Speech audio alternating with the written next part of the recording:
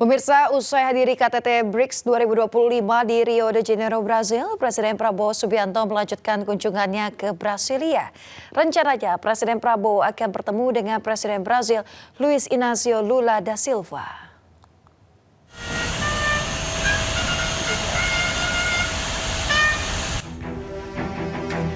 Presiden Prabowo Subianto berangkat ke ibu kota Brazil, Brasilia, melalui Airbase Galeão, Rio de Janeiro. Rencananya Presiden Prabowo akan bertemu dengan Presiden Brazil Luiz Inácio Lula da Silva di Istana Kepresidenan Brazil. Kunjungan ini merupakan bagian dari upaya mempererat hubungan strategis antara Indonesia dan Brazil.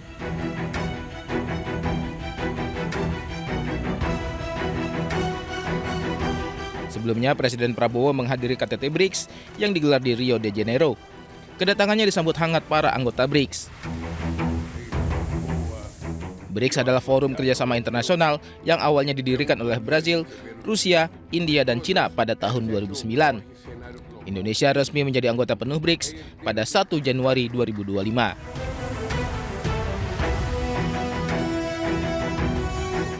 Pemirsa, Presiden Amerika Serikat Donald Trump menyatakan keyakinannya bahwa kelompok Hamas akan bersedia menyetujui gencatan senjata dengan Israel. Hal tersebut disampaikan Trump saat bertemu Perdana Menteri Israel di Gedung Putih. No one in Israel will agree to anything else because we don't commit suicide. Presiden Amerika Serikat Donald Trump menyatakan keyakinannya bahwa kelompok Hamas akan bersedia menyetujui gencatan senjata dengan Israel. Trump yakin dari pertemuan sebelumnya antara Israel dan Hamas tidak ada kendala yang dapat menghalangi kesepakatan damai. Trump menambahkan dirinya memiliki kerjasama dengan negara-negara tetangga Israel untuk rencana merelokasi warga Palestina meski Kepresidenan Palestina menolak untuk rencana relokasi itu. We've had great cooperation from surrounding Israel, surrounding countries, great cooperation from every single one of them. So something good will happen. I don't think there is a holdup. I think things are going along very well. They just, left each other, and it was not a pleasant period of a few days. It was a little longer than a few days, but this was not a pleasant period of time. Sementara itu, Perdana Menteri Israel Benjamin Netanyahu mengatakan Israel akan selalu mempertahankan kendali keamanan di jalur Gaza.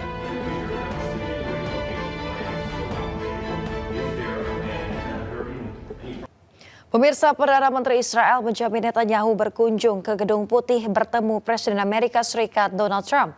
Salah satu pembahasan keduanya soal relokasi rakyat Palestina dari Gaza.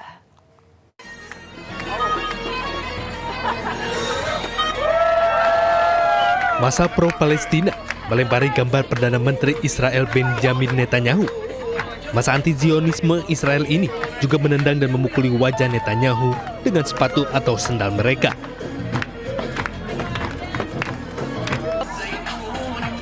Masa yang juga dihadiri perwakilan masyarakat Yahudi Amerika ini mengancam kunjungan Netanyahu ke Washington DC dan menuntut di akhirnya perang di Gaza.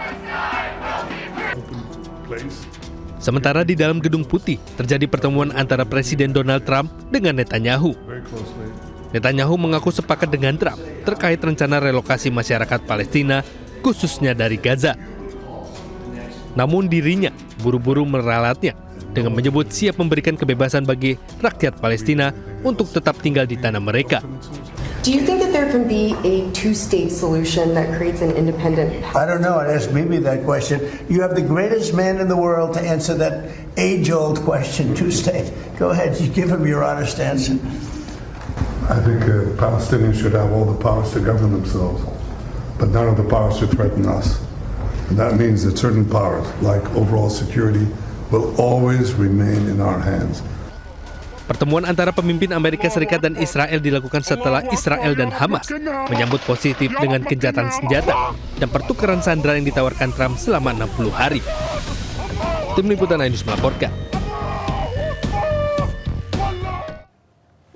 Sebelumnya perundingan pertama gencatan senjata antara Hamas dan Israel buntu, pemirsa. Pihak Israel tidak memenuhi mandat yang cukup untuk mencapai kesepakatan dengan Hamas.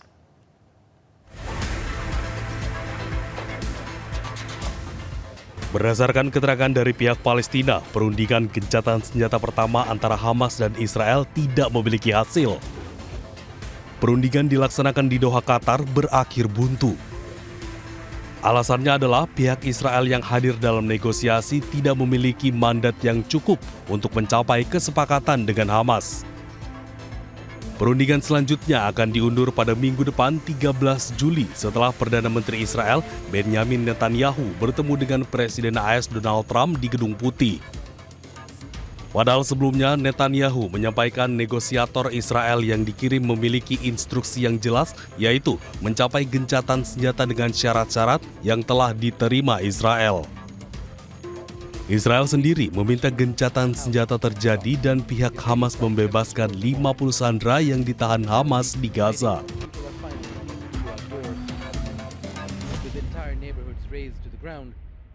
Pemirsa, jelang kesepakatan gencatan senjata antara Hamas Israel, kedua pihak masih terlibat pertempuran sengit.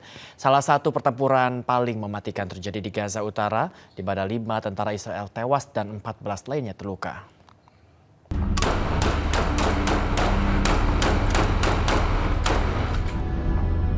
Hamas menyergap tentara Israel di kota Gaza, Palestina. Dalam operasi dengan sandi Batu Daud ini, para pejuang Hamas menyergap pasukan infanteri Israel dari jarak dekat. Penyergapan yang dilakukan terpisah oleh pejuang Hamas di timur kota Gaza ini juga menargetkan kendaraan lapis baja Israel. Tank Israel pun meledak terkena granat berpeluncur roket. Kalah dalam teknologi persenjataan, para pejuang Hamas melawan pasukan penjajahan Israel dengan taktik perang gerilya. Selain di kota Gaza, pertemuan sengit antara pejuang Hamas melawan Israel juga terjadi di Beit Hanun, Gaza Utara. Pemerintah Israel mengumumkan akibat pertempuran ini, 5 tentaranya tewas dan 14 lainnya terluka, termasuk 2 diantaranya dalam kondisi terluka parah. Militer Israel menambahkan para korban berasal dari batalion Netzah Yehuda. Pemirsa, pasukan Hamas melancarkan serangan menggunakan peluru mortir ke wilayah yang diduga tempat berkumpulnya pasukan Israel di daerah Ma'an, Khan Yunis.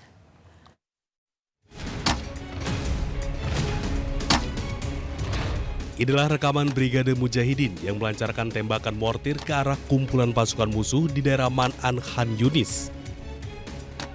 Sementara Brigade Al-Aqsa juga menyiarkan rekaman para pejuangnya bersama dengan Brigade Al-Nasser Salah Al-Din yang menembaki sekumpulan kendaraan musuh Israel yang telah menembus bagian timur wilayah Al-Qororo dengan peluru mortir 60 mm. Sementara Brigade Al-Aqsa juga menyiarkan rekaman para pejuangnya bersama dengan Brigade Al-Nasser Salahuddin yang menembaki sekumpulan kendaraan musuh Israel yang telah menembus bagian timur wilayah Al-Qororo dengan peluru mortir 60 mm. Penyerangan tentara Israel juga dilakukan di sebelah timur lingkungan Sujaiyah yang menargetkan tentara musuh, kendaraan, dan rumah-rumah tempat pasukan Zionis dan menyerang mereka dari jarak dekat.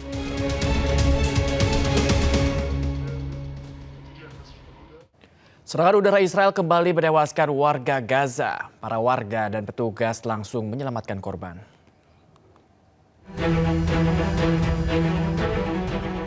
Miris sebuah fasilitas umum, yaitu tempat desalinasi air di kota Gaza menjadi target penyerangan Israel.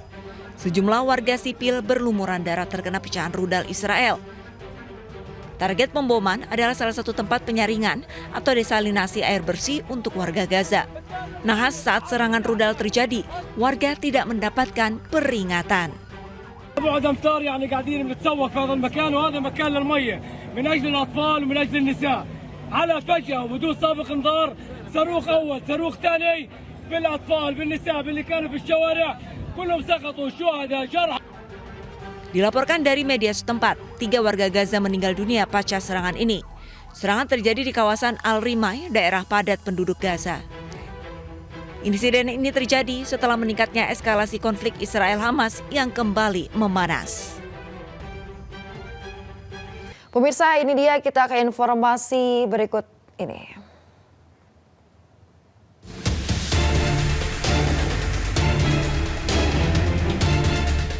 Kelompok kriminal bersenjata melakukan aksi penembakan terhadap rumah warga dan gereja di Kampung Pinapa, Papua Tengah pada hari Minggu lalu. KKB mengklaim tempat tersebut dijadikan sebagai pos militer oleh TNI dan Polri. Namun hal itu dibantah oleh Satgas Damai Kartens. Mereka mengklaim hal itu sebagai bentuk propaganda untuk membenarkan tindakan penyebaran teror mereka. Telah terjadi aksi pembakaran di Kabupaten Puncak, Papua Tengah pada hari Minggu, tanggal 6 Juli 2025, dan menyasar kepada 2 unit rumah milik Bapak Bupati Puncak, Elvis Tabuni, serta kantor distrik Omukia. Kami tegaskan bahwa fasilitas sipil yang dibakar oleh kelompok kriminal bersenjata, termasuk rumah dinas Bupati, kantor distrik, gereja, sekolah, dan puskesmas, tidak digunakan sebagai pos militer oleh TNI maupun Polri. Tuduhan tersebut adalah bentuk propaganda sistematis yang bertujuan menciptakan ketidakpercayaan publik dan memecah belah persatuan masyarakat. Selain rumah dinas Bupati Puncak dan kantor distrik, KKB juga membakar 4 bangunan lain di Kampung Pinapa, yakni 1 unit gereja, puskesmas, dan 1 unit bangunan sekolah. Tidak ada korban akibat pembakaran ini dan situasi di lokasi saat ini berangsur kondusif dan dikuasai oleh Satgas Damai Kartens. Dari Jayapura, Papua, Cornelia Mudumi, iNews melaporkan.